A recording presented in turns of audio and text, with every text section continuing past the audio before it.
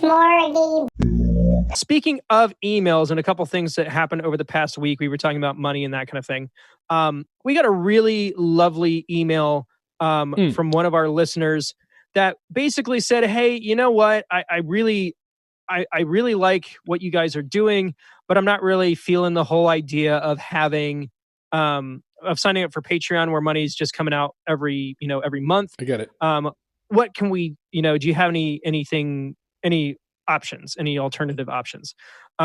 So we talked about it and opted to go ahead and create a PayPal account for anybody who doesn't want to necessarily do that, but maybe want to, shoot us some beer money or whatever. And you can do that on PayPal under CB Confidential. It's another one of those where it's like, it's not, they don't have enough thingies. And it was either cover band confid like Twitter or something confidential. It made more sense. So paypal.me/coverband CB Confidential. Sorry. We don't need your money. Nope. But if you like what you hear, or you're appreciating the increase in production value, you can throw us a couple of bones. That's not cheap. No. Not that we're doing it. I'm happy to. It's fine. It's fine.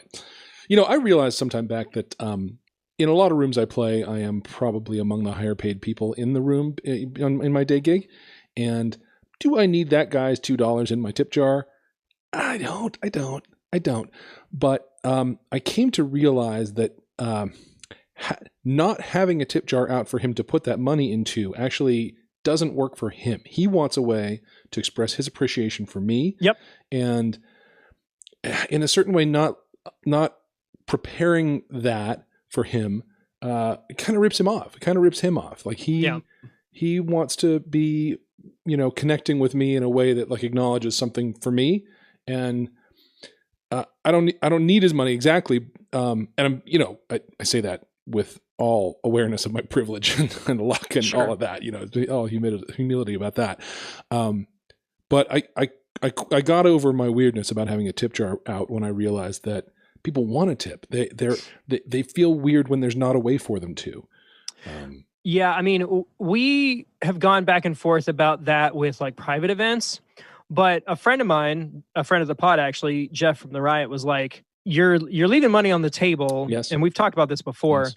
But the argument for and against it is kind of the same from both ends. The argument for not doing that is that, well, the client paid good money for you to come to their space or their party to play the event.